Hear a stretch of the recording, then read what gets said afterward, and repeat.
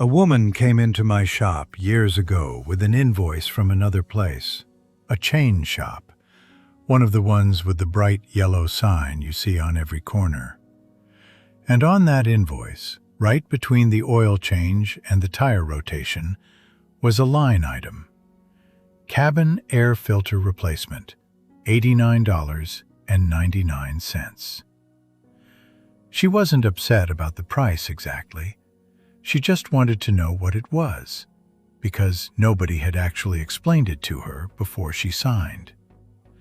I walked her out to her own car, popped her glove box open, and had the old filter in my hand inside of 90 seconds.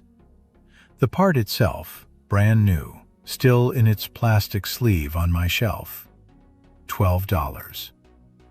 She just stood there for a second, looking at it, turning it over in her hands, and asked me the same question I've heard probably 100 times since.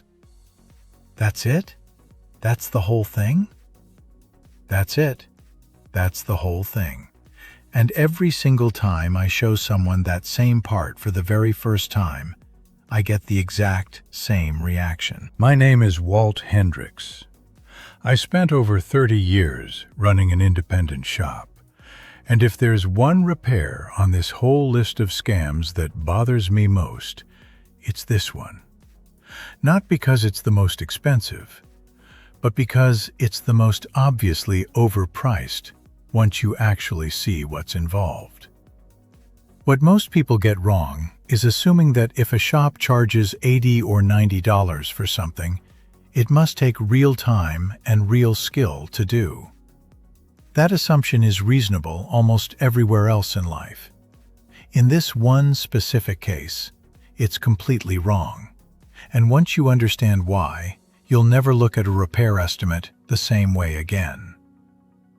The first reason this particular charge is such an easy target is where the part actually lives. On the overwhelming majority of cars built in the last 25 years, your cabin air filter sits directly behind the glove box, not under the hood, not somewhere requiring a lift or special tools. Behind the same glove box you reach into every time you need your registration or a napkin. That location alone tells you almost everything you need to know about how much labor is actually involved. The second reason is what the job physically requires once you're in there.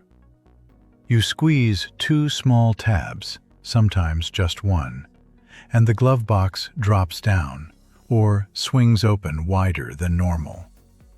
Behind it is a slim plastic door, sometimes held by a latch, sometimes by one or two small screws. You open that door, slide the old filter out, slide the new one in the right direction, and close everything back up. I've done this job in under 2 minutes, more times than I can count. And I've never seen it take a reasonably careful person more than 10 minutes, their very first time ever attempting it. The third reason this charge persists is that it's genuinely real maintenance. That's what makes it such a good scam, if I can call it that. This isn't like some of the other things on this list where the shop invents a problem entirely. Your cabin air filter really does get dirty over time. It really does need replacing every 15 to 25,000 miles or so. A shop pointing it out isn't lying to you.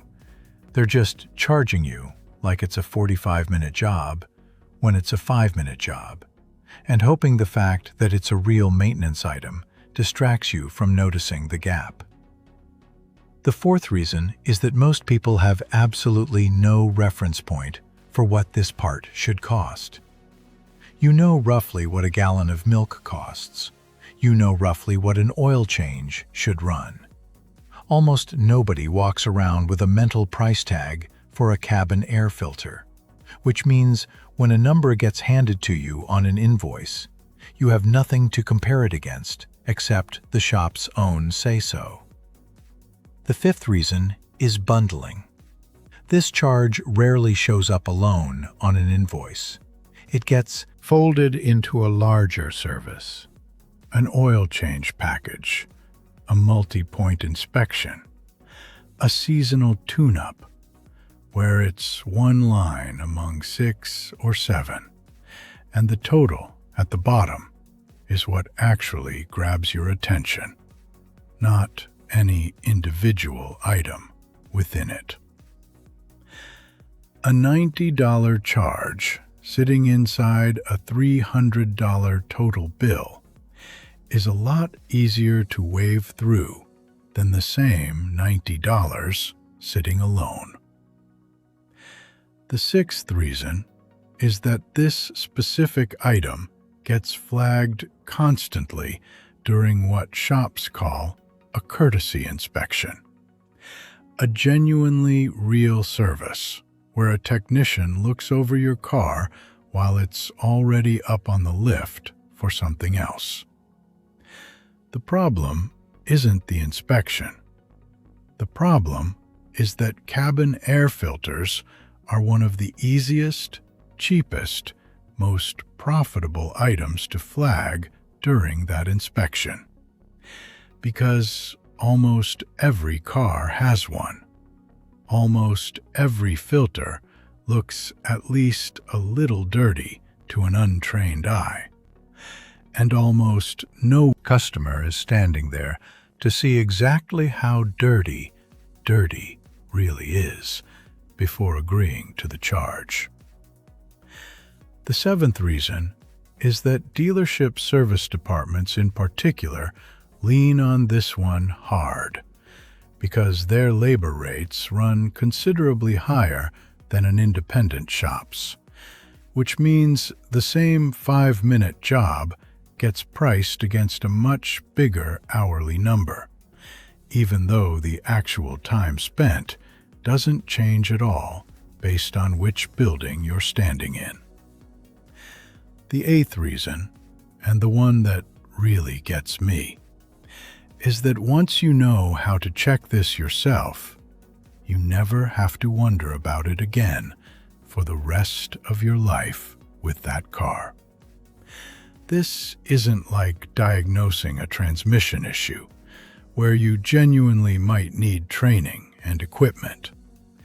This is a part you can hold in your hand, look at, and understand completely every single time, for exactly as long as you own that particular car.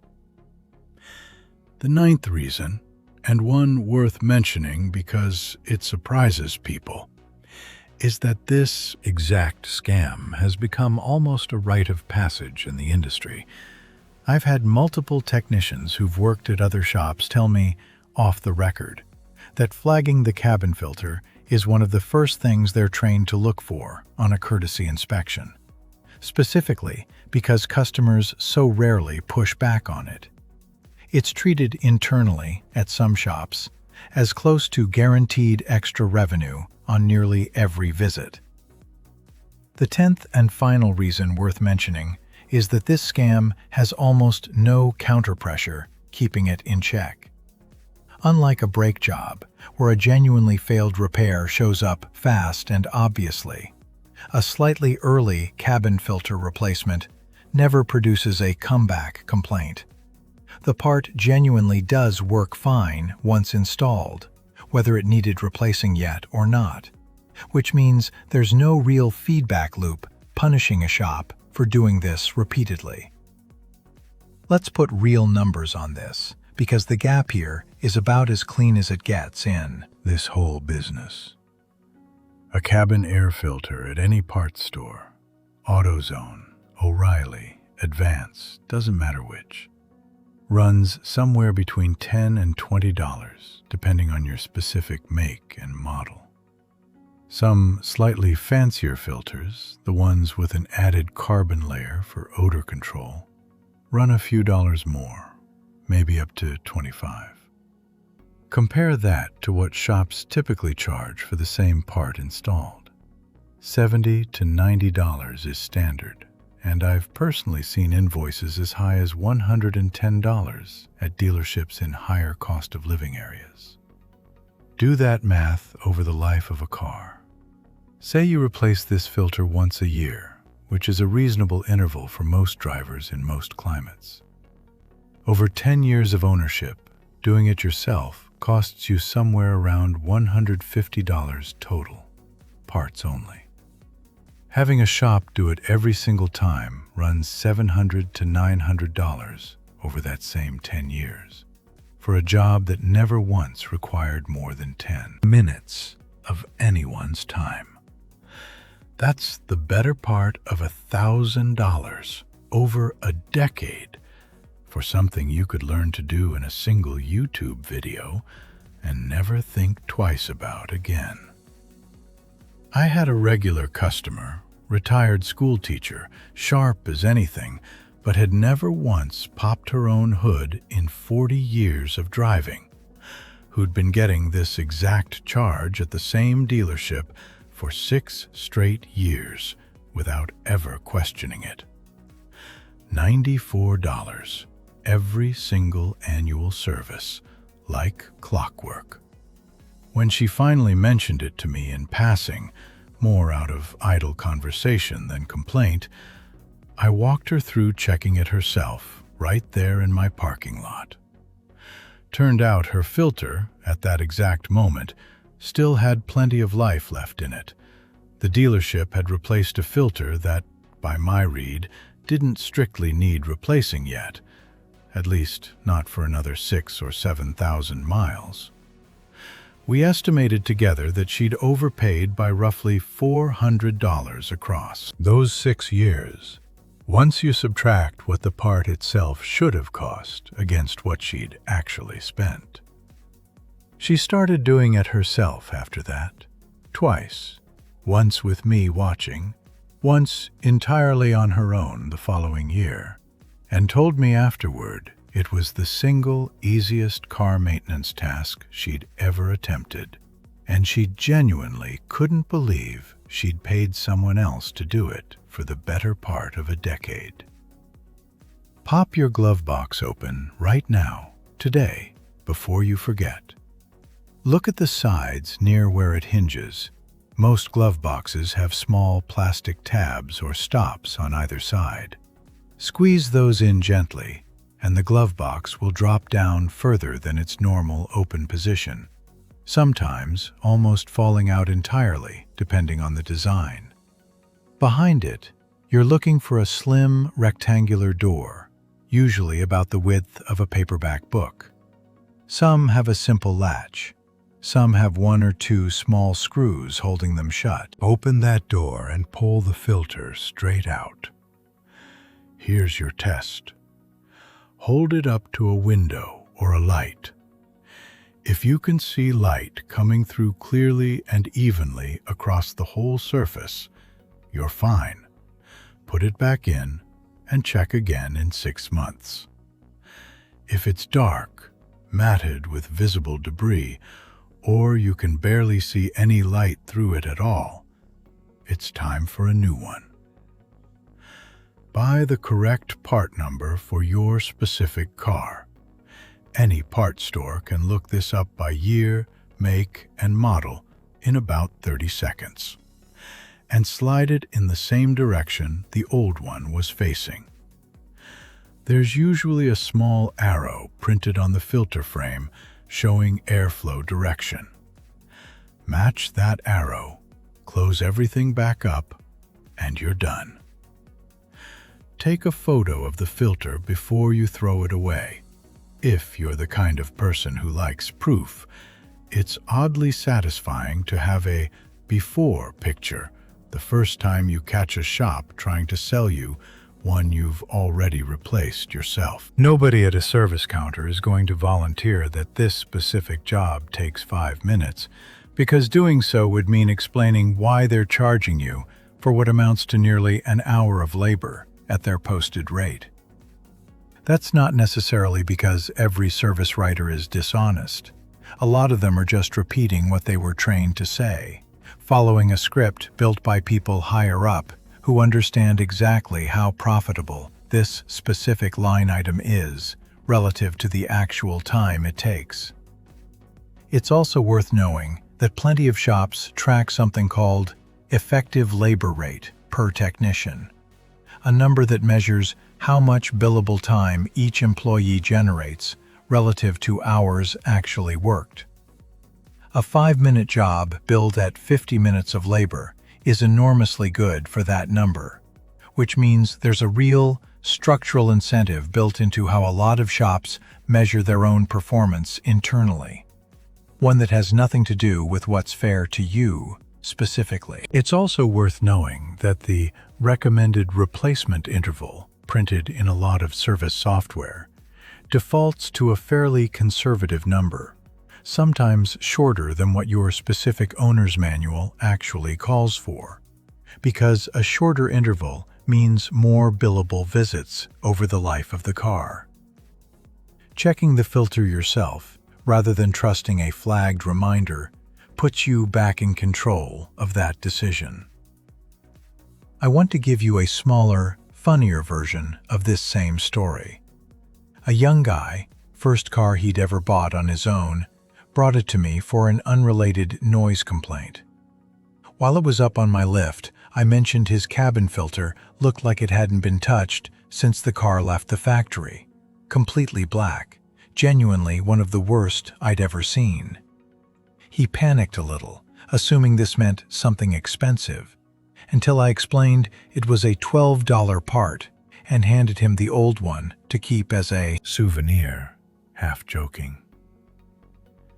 He came back 3 weeks later, having replaced it himself after watching one video, and told me he'd already shown 4 different friends how to check their own filters, purely because he couldn't believe how simple it actually was once someone showed him where to look. A third example, and this one still makes me laugh a little. An older gentleman, a former Marine, brought his truck in convinced something was seriously wrong because his AC smelled off. I checked the filter first, out of habit, before looking at anything more involved, and found it completely packed with what turned out to be pine needles and a small amount of what I can only describe as squirrel bedding material. No expensive repair needed at all, just a $12 part standing between him and a normal-smelling truck. He drove off laughing about it, and came back the following spring specifically to tell me he'd checked it himself that time and found it clean. Does every single car have this part in the same spot behind the glove box? The vast majority do, but not universally.